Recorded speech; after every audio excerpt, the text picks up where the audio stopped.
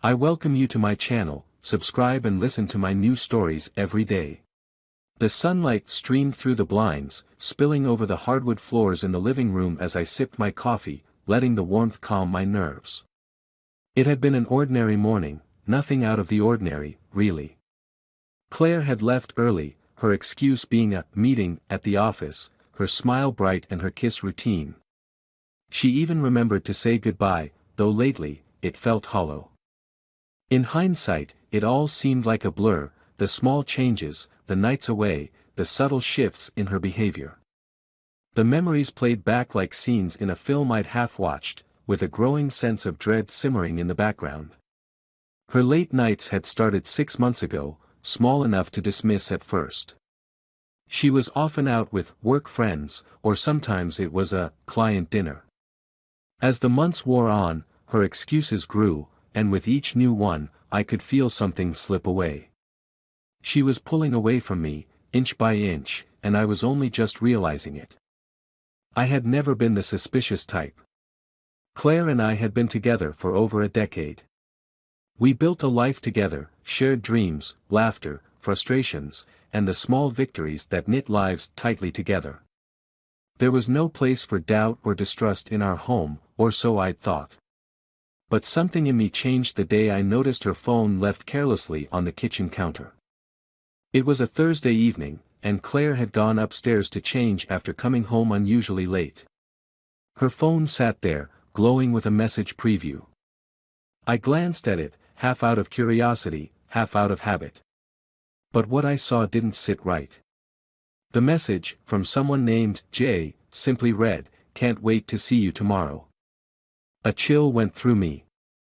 I picked up the phone, my mind whirring with conflicting thoughts. Should I look? Should I just ignore it? I trusted her, didn't I? But trust has its limits, and that message felt wrong in a way that I couldn't ignore. My thumb hovered over the screen for what felt like forever. Eventually, the decision was made. I unlocked her phone, feeling a pang of guilt but an overwhelming need to know. Jay's messages filled the screen, some mundane, others far too intimate for comfort. Words like "miss you" and "can't wait" peppered the chat, making my stomach churn. Their conversations told me everything I needed to know, without the details I didn't want. This wasn't just a fling, there was an intimacy, a familiarity in their exchanges that suggested something more. The realization settled heavily on me, my wife was having an affair. I stared at the phone, the weight of the betrayal crushing. My first instinct was denial. Maybe it was a misunderstanding, a professional relationship misinterpreted. But my gut said otherwise. Memories resurfaced of late-night phone calls that ended abruptly, the way she'd pull her phone away if I got too close, the frequent work trips that seemed a bit too convenient. I left the phone on the counter and went to the backyard, the cool night air hitting me as I tried to catch my breath. I'd always thought of Claire as my rock, my partner through life's storms, someone who would stand by me through thick and thin. I couldn't believe she would throw it all away. The thought of her with someone else made my fists clench in anger, my jaw tighten. The next few days passed in a haze, each one testing my patience and resolve. I went about my day as if nothing was wrong, masking my pain behind a calm exterior. I didn't confront her, didn't even hint at what I knew.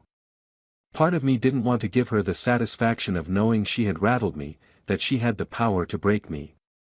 Instead, I watched, listened, and waited. I needed a plan. Confronting her in anger would be too easy, too expected. I wanted her to feel the weight of what she'd done, to understand the depth of her betrayal without me losing my control. That night, I decided on my next move. I would invite her out to dinner with friends, a night that seemed casual and harmless, with no indication of what was coming.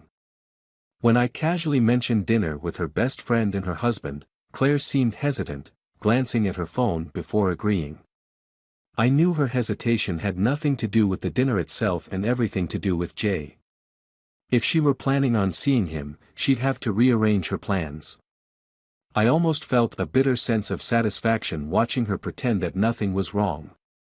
The evening arrived, and we went to a cozy restaurant by the river, one of those places that had just the right amount of charm and dim lighting. Our friends were already there, waiting at a table near the window.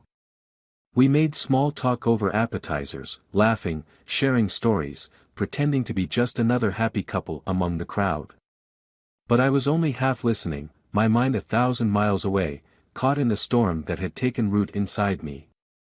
I watched her carefully, noticing the way she glanced at her phone, the quick looks when she thought I wasn't watching. It was a silent confession, her every nervous glance confirming what I already knew.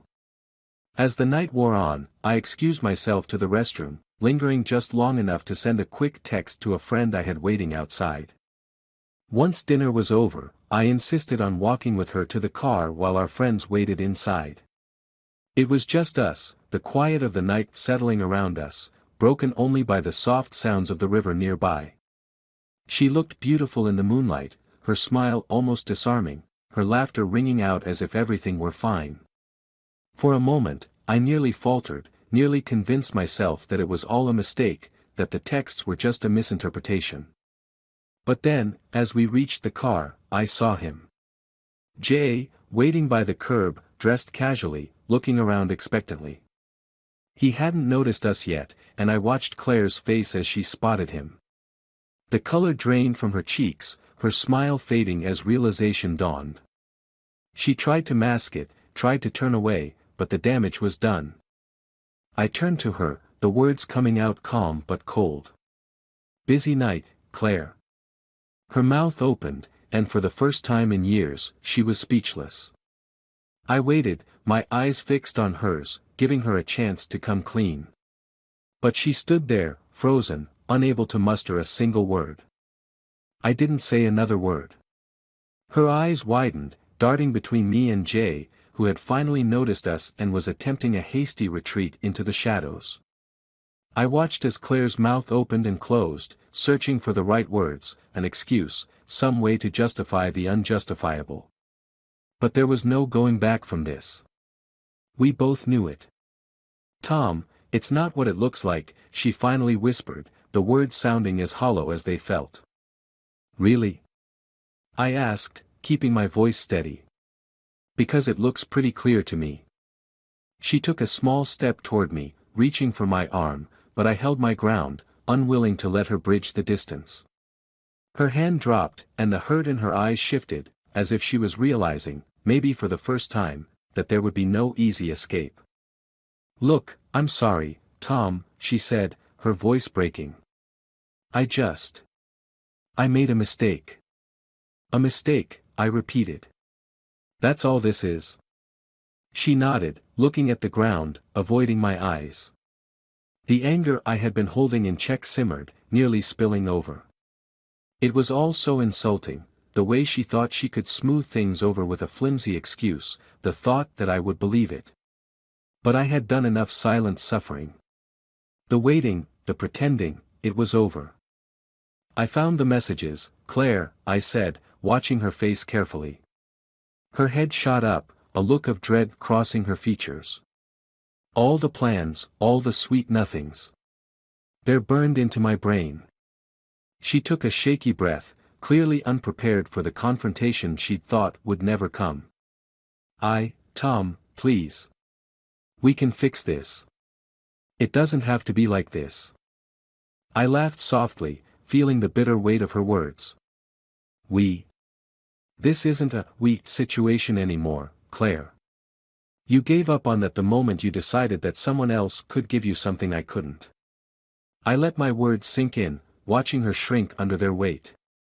At that moment, I felt a strange sense of detachment, as though I were watching our lives unravel from a distance. Here was the woman I had loved, the mother of my child, standing in front of me with nothing left to say. The one thing I had been certain of for so many years had shattered before me, and there was no way to rebuild it. "Tom, please," she whispered. "I know I messed up. I'll do anything to make it right." But her desperation only fueled my anger. I turned to face her fully, letting her see the resolve in my eyes. "Anything? It's too late for that, Claire. You had choices, and you made them. Now you have to live with the consequences. I turned and started walking toward the car, leaving her standing in the parking lot. I didn't look back, didn't wait to see if she would follow. I couldn't bear to see her pleading face, the face that had once meant everything to me, now a hollow reminder of betrayal. Back in the car, I gripped the steering wheel, feeling the tremors in my hands. She slipped into the passenger seat, silent, defeated. I didn't need her words now. Her silence said everything. I drove home, the car filled with a heavy, oppressive quiet, both of us lost in the gravity of what had happened. Once home, I pulled into the driveway, shutting off the engine but making no move to get out. Claire shifted beside me, glancing at the house, then back at me. "Are we going to talk about this?" she asked, her voice barely a whisper. I took a deep breath, gathering the last scraps of patience I had left. "We're done talking.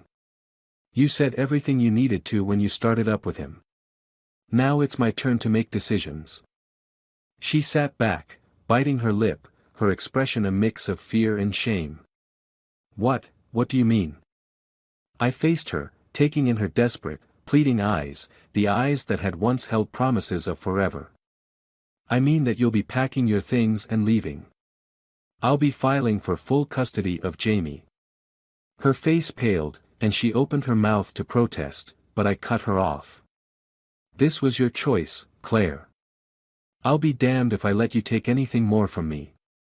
The words hung in the air, harsh and final. For a moment, it looked as if she was going to say something, but she just looked away, defeated.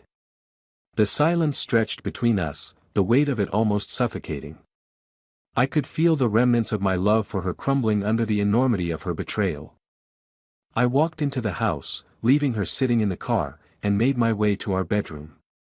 It felt strange, stepping into the room we'd shared for years, now haunted by memories that no longer felt like they belonged to me.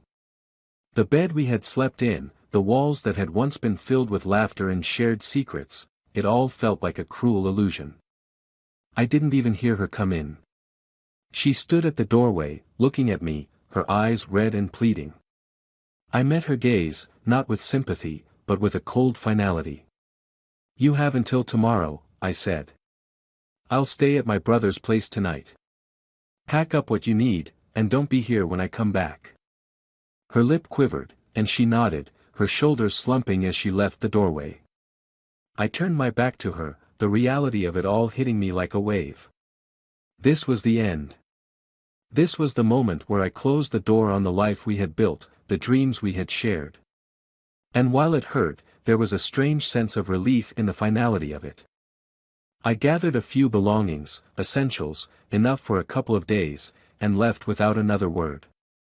Outside, I could see her through the window, a silhouette against the light as she sat on the edge of the bed, shoulders slumped, head bowed. A small part of me wanted to go back in, to hold her, to comfort her.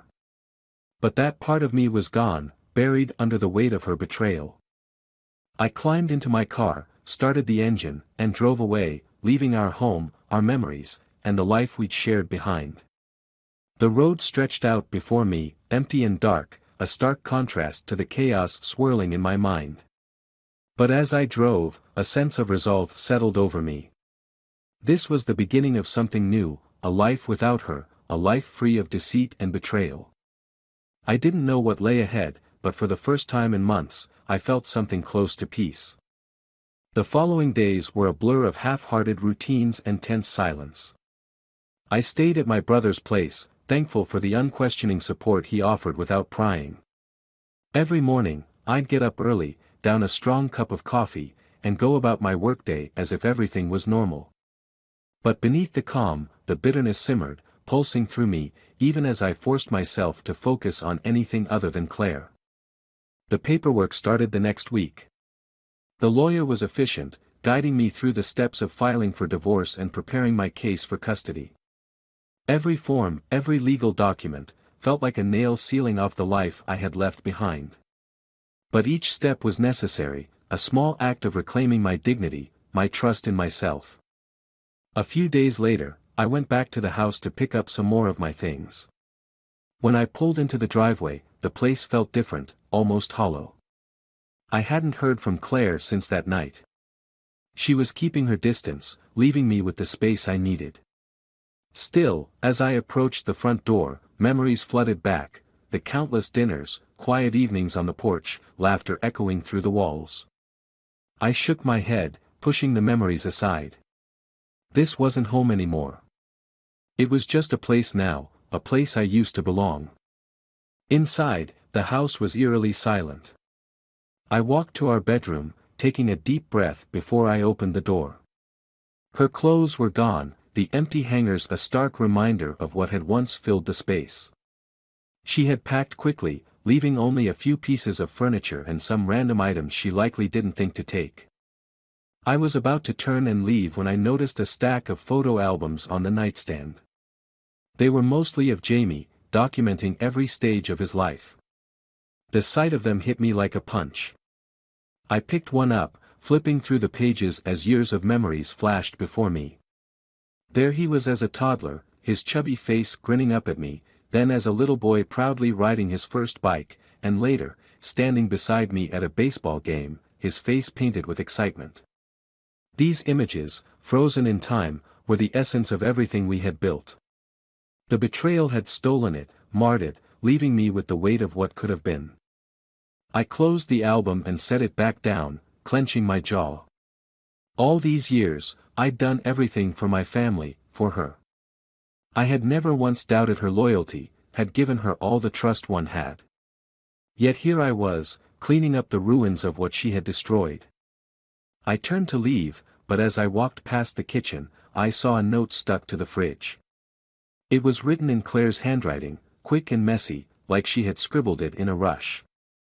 Tom, I'm so sorry for everything. I know this doesn't change what I did, but please know that I'm deeply sorry. I never meant to hurt you. Please, for Jamie's sake, let's keep this as civil as possible. Reading her words brought back the anger I had managed to push aside. I crushed the note in my hand, a bitter laugh escaping my lips. Civil, now she wanted things to be civil. After everything she'd done. The thought was almost laughable. I tossed the note in the trash, grabbed the few things I had come for, and left without looking back. The custody hearing came sooner than I expected.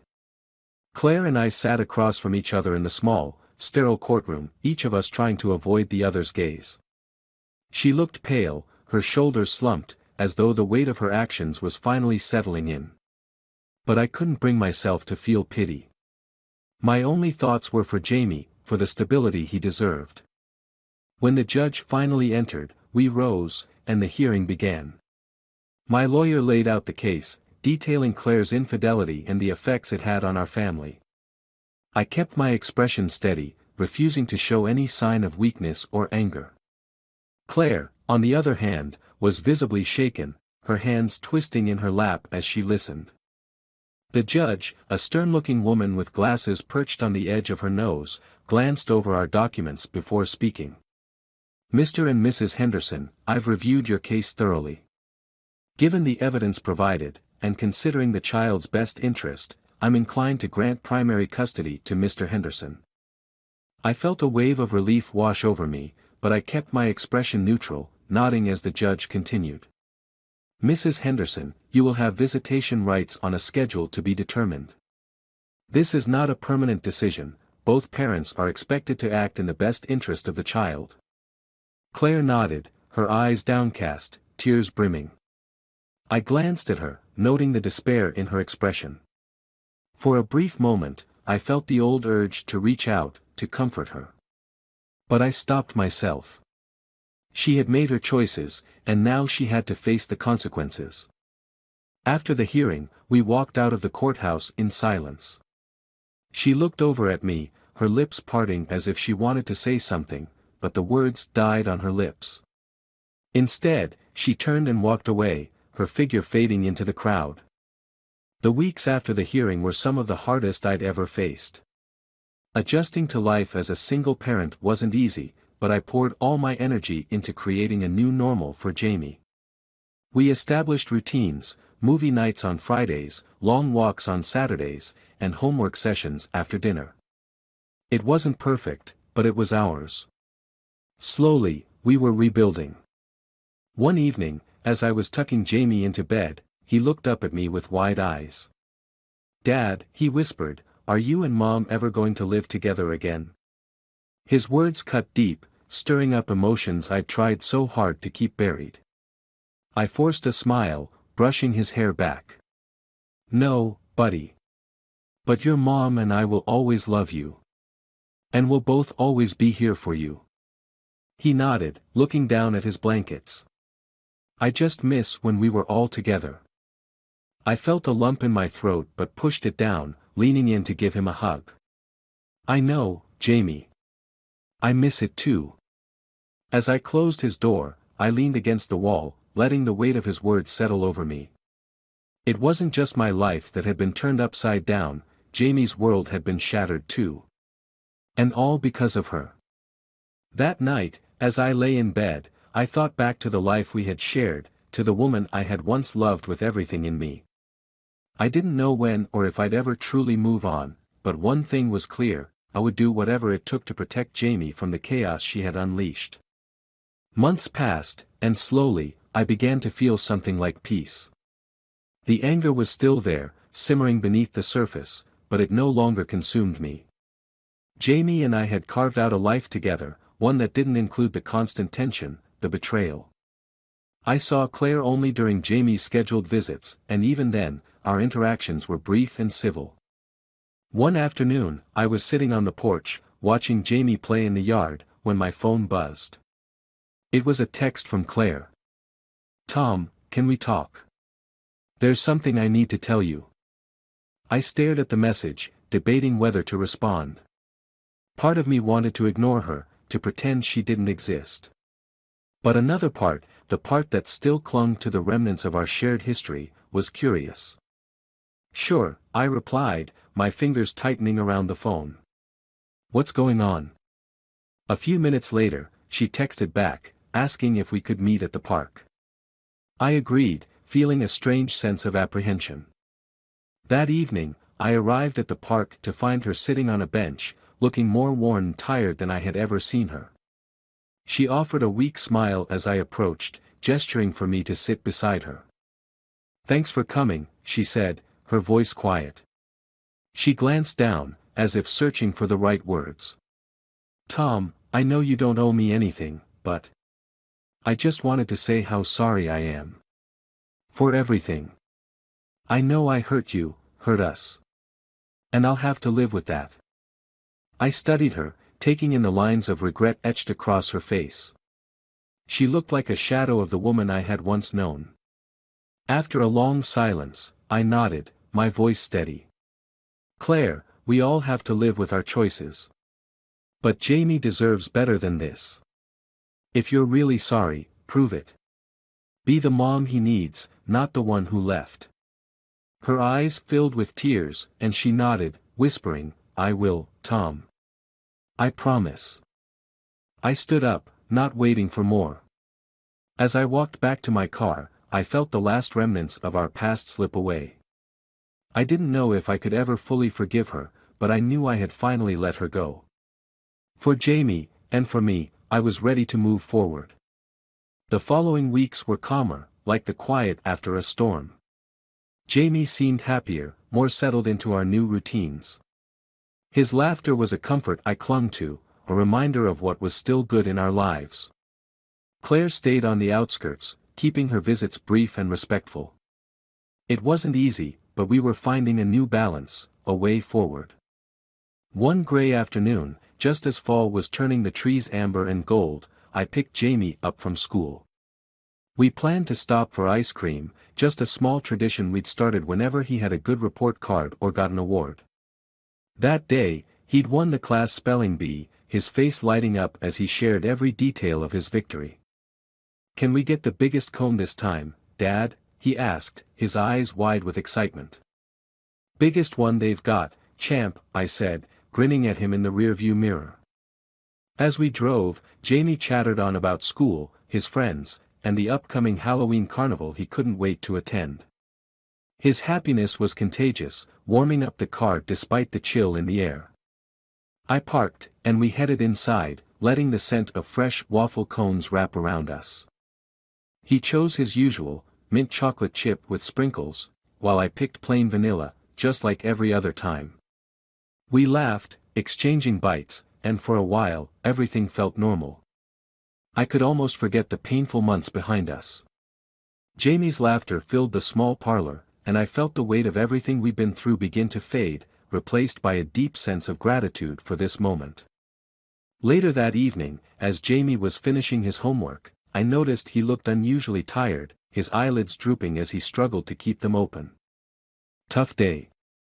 I asked, smiling. He had been running around non-stop since he got home, proud of his victory at school. "Just sleepy," he mumbled, rubbing his eyes. "Can I go to bed early, Dad?"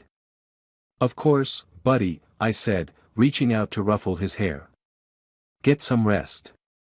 I tucked him in, and he was asleep before I even turned out the light. As I watched him, a strange feeling of unease settled over me, but I brushed it aside. He'd had a busy day, and a good night's sleep would have him back to his usual energy by morning. I lingered by his door, watching his peaceful face, and finally went to bed myself, letting the quietness of the house lull me to sleep.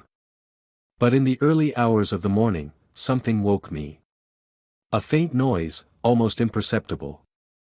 I sat up, trying to place it, then bolted out of bed, my heart pounding. It was coming from Jamie's room. I found him sitting up in bed, his face pale and clammy, eyes half open but not fully aware. His breathing was shallow, uneven, and his small hands were clenched tightly around his blanket. Panic surged through me as I rushed to his side, my voice trembling. "Jamie? Hey, buddy, are you okay?" He tried to speak, but his voice was barely a whisper, each word struggling to come out. "Dad, my chest hurts." I didn't hesitate. I scooped him up, carrying him out to the car, cradling him in my arms as I tried to stay calm. I could feel his small body trembling, his breaths coming in short, shallow bursts. The drive to the hospital was a blur, my heart racing with fear and confusion. I kept glancing back, desperate to reassure him, even as terror clawed at me. At the emergency room, they whisked him away almost immediately. I was left in the waiting area, pacing, my mind whirling. I clung to the thought that this was just a scare, something minor that they would fix, and he'd be back to his usual self in no time. But as the minutes dragged on, an uneasy silence fell over the room, thick with the weight of what I feared but refused to acknowledge. A doctor finally came out, his face set in a grim expression that made my stomach lurch. He asked me to sit, but I couldn't. I stood there, gripping the edge of a chair, my voice barely steady. "Is he going to be okay?" The doctor looked at me, his eyes filled with the kind of empathy I knew was a bad sign. He spoke softly, his words measured, careful.